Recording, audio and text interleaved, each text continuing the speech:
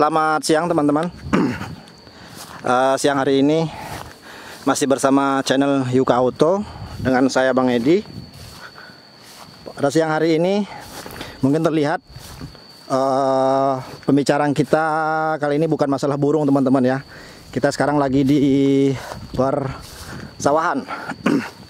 Assalamualaikum warahmatullahi wabarakatuh teman-teman semua. Jadi pada kesempatan kali ini saya akan membahas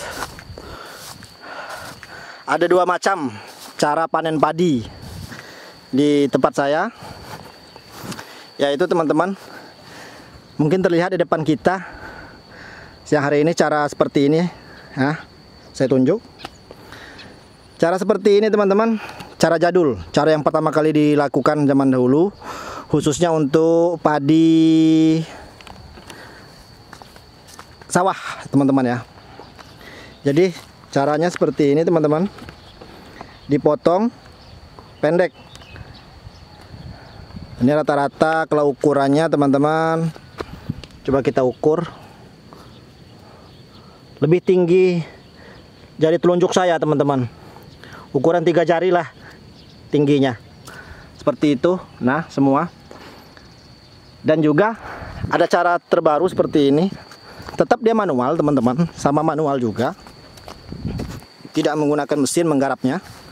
Cara seperti ini. Nah, ini dipotong panjang teman-teman ya.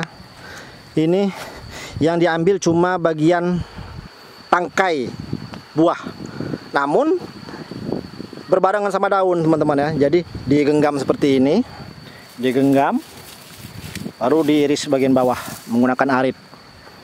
Nah itu. Nah kalau ini cara terbaru, nama mesinnya mesin DOS. Kalau tempat kami menggunakan mesin DOS teman-teman ya. Namun ada beberapa kelebihan dan kekurangan cara menggarap seperti ini teman-teman. Yang pertama kita bahas cara lama seperti ini, cara jadul. Kelebihannya batang langsung mati, proses pembajakan pun lebih mudah. Traktor itu lebih mudah teman-teman ya. Namun kekurangannya ini, ini kekurangannya teman-teman. Nah, ini penyakit ini. Saya pribadi selaku petani sawah, aduh kewalahan kalau udah ngeliat seperti ini. Ini penyakit teman-teman. Kelemahannya menggarap padi seperti ini yang pendek-pendek ini, jeraminya. Oke lah kalau posisi dia musim kemarau. Kalau ini coba lihat langit.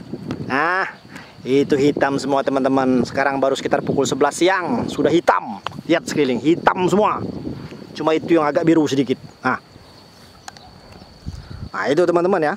Jerami ini bisa dikatakan 3 kali lipat banyaknya dibanding cara seperti itu. Nah, dibanding cara yang tadi yang batangnya panjang, yang diambil buahnya aja. Dan jerami ini sangat susah dibakar teman-teman kalau menggunakan cara seperti ini, terutama bagian batang. Bagian batang ini teman-teman. Nah, ini kan hidup teman-teman. Nah, dia nggak akan terbakar sama api kalau nggak dia benar-benar mati kering. Nah, bisa kita tumpuk seperti ini, kita tumpuk. Nah, nanti pas kita angkat, coba kita angkat. Jadi baliknya. Basah kan? Ini basah. Nah, basah ini teman-teman. Bayangin, ini kalau ditimbang mungkin berton-ton berat ini teman-teman. Kalau mau diangkut semua, aduh ribet. Nah itu kelemahannya di situ. Lihat bakarnya, paling kemakan bagian daun-daun aja. Setelah itu bagian batang dia berhenti, tidak gosong. Nah itu susahnya teman-teman. Kalau posisi kemarau bisa kita tabur seperti itu, tabur rata. Kalau udah kering baru kita tumpukan, kita bakar. Berhubung musim seperti ini, musim penghujan, aduh nangis para petani itu, petani sawah khususnya. Ini kelemahannya kalau kita menggunakan cara menggarap seperti ini. Kelebihannya juga selain proses pembajakan sawahnya lebih gampang, penghancuran tanahnya juga lebih gampang karena tidak ada batang yang dihancurkan, cuma akar-akar yang sudah busuk. Kelebihannya hasil panennya, buah padi yang dipulangkan ke rumah itu lebih bersih. Saya tidak tahu apa karena memang petugasnya yang panen itu lebih teliti, apakah memang faktornya jika cara seperti ini lebih bersih? Saya kurang tahu teman-teman ya. Itu punya tetangga, ini itu rumah kita, yang itu mana ya, itu ya. Nah, itu teman-teman, coba saya zoom. Nah, itu rumah kita teman-teman, yang ini. Nah, ini. Nah, pemilik sawah ini, yang lebar ini teman-teman, yang kita bahas ini. Nah, lebar bener ini. Tahu berapa hektar ini? Nah, pemilik rumah yang itu. Nah, di samping punya kita, ini punya orang. Yang ada pohon kelapa ini. Ini pemiliknya teman-teman. Jadi kalau mereka jemur itu, jemur padi, kita di sini kan masih menggunakan jemur biasa, menggunakan terpal di halaman rumah. Hasilnya bersih, bersih bener. Saya nggak tahu apa memang proses seperti ini lebih bersih atau tergantung dari orang yang melakukan pekerjaan penggarapan. Karena di sini rata-rata kita upahkan teman-teman ya. Kalau mau sendiri mungkin kekuatan fisik yang tidak mampu karena lumayan lebar. Nah, sekarang kita bahas seperti ini teman-teman. Kelebihan kekurangannya kalau kita menggarap padi yang batang panjang. Kekurangannya pembajakannya lebih lama, sangat lama teman-teman. Karena bayangkan ada dua sistem yang diterapkan oleh tukang bajak, tukang traktor sawah itu. Kalau tanahnya keras seperti ini, kering, dia harus dipacul dulu menggunakan mata bajak yang pacul, dibalik semua tanah, baru dia meratakan. Nah, tugas mereka harus menenggelamkan batang ini di dalam lumpur. Harus rata benar-benar jadi lumpur semua. Kalau memang tanahnya berair terus, susah kering, nah mereka harus pasang sisir penggaru itu, jari itu ya, berpuluh-puluh kali, mungkin beratus-ratus kali mereka keliling terus melindas batang ini sampai dia terkubur di dalam lumpur. Nah, itu yang pertama, masalah pembajakan. Yang kedua, batang ini kan masih hidup teman-teman, masih hidup. Kalau kita kubur di dalam lumpur terus durasinya tidak lama, misalnya dari pembajakan ke nanam padi itu berselang paling seminggu 2 minggu, itu bibit padi yang kita tanam itu agak menguning. Tahu teman-teman mengapa? Karena batang padi ini mengandung gas. Karena masih busuk di dalam tanah, dalam lumpur, kita tanam di atasnya. Hawanya itu panas teman-teman. Itu kejelekannya nanam padi seperti ini. Jelek sebenarnya. Makanya jaraknya dari pembajakan itu sampai ke tanam itu agak dijauhkan, sebulan misalnya. Itulah udah busuk lah, udah lapuk lah ya. Nah, kelebihannya teman-teman, mana ya? Kelebihannya tidak bisa kita review, mana ya? Pak review ya. Jeraminya ini sangat sedikit teman-teman. Sangat sedikit. Ini bahkan saya tidak melihat jeraminya di mana. Apa mereka membakarnya tempat lain? Jeraminya sangat sedikit teman-teman, sangat sedikit. Coba kita ke sebelah teman-teman ya. Jadi sangat sedikit jeraminya. Saya pun tidak nampak teman-teman jeraminya sebelah mana. Iya, pokoknya intinya jeraminya sangat sedikit.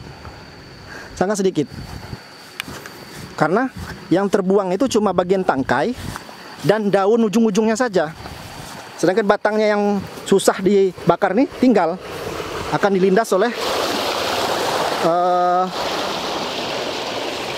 bajak. Nah itu teman-teman. Coba kita zoom. Itu ya. Sangat sedikit teman-teman untuk jeraminya. Kita kasih contoh ya. Kita kasih contoh langsung. Kita terjun ke lokasinya langsung. Contoh jeraminya akan kita perlihatkan.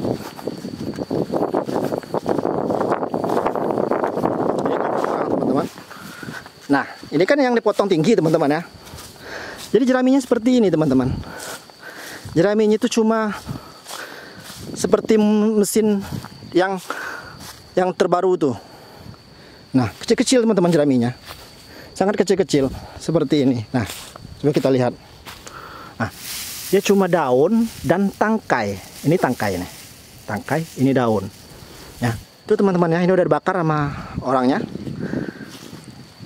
Dan kalau menurut saya, salah satu jeleknya menggunakan mesin ini, Tapi sekali lagi saya mohon maaf ya, bukan menjelekkan masalah cara seperti ini.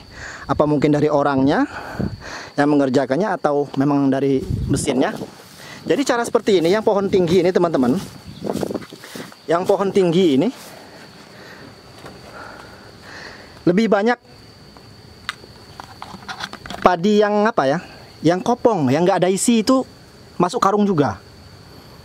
Itu saya heran, dibanding menggunakan cara yang lama tadi. Nah, tapi di sini rata-rata sudah menggunakan mesin teman-teman ya, nggak ada lagi menggunakan yang padi dibanting-banting, itu nggak ada lagi. Kalau di sini di daerah saya di Krui teman-teman ya, di Kabupaten Pesisir Barat, Provinsi Lampung. Jadi itu, ini kelemahannya. Itu punya saya kemarin menggunakan cara seperti ini teman-teman. Jadi pas pulang itu banyak bener. Bayangkan dalam satu karung itu sangat enteng. Padahal buahnya itu lumayan bagus. Ternyata saya teliti, yang agak kopongnya juga ikut masuk. Jadi tidak terbang. Kan mesin itu ada bagian kipasan juga kan untuk menerbangkan yang kosong itu. Saya kurang tahu apakah kena mesinnya, apakah kena orangnya. Nah, kalau menggunakan cara lama tadi seperti yang di sana teman-teman, itu lebih bersih. Yang pulang itu rata-rata bisa dikatakan 90% itu yang berisi padinya, yang ada isi. Ini itu kelemahan dan kekurangannya teman-teman ya. Kalau di sini di daerah saya belum ada, khususnya di dusun saya ini teman-teman ya. Dari ujung sana, dari ujung jalan raya yang ada tower itu, pada ada tower, kita zoom. Nah, itu ada tower.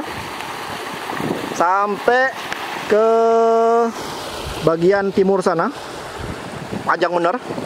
Belum ada, dan kita tidak membolehkan mesin padi masuk yang seperti mobil itu, yang seperti robot, yang kalau dia lewat itu langsung keluar padi, jeraminya sangat sedikit itu.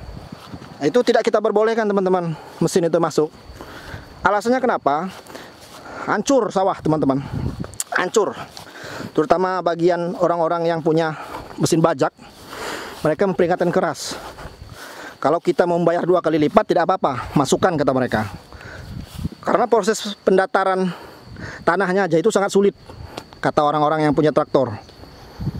Makanya kita tidak menerapkan cara seperti itu. Dan juga ini apa namanya, kalau bahasa kami pemelang ini pembatas ini teman-teman, tanah ini pembatas sawah ini rusak hancur. Kalau dia pindah dari petak sini ke petak sebelah, itu udah bubar semua teman-teman.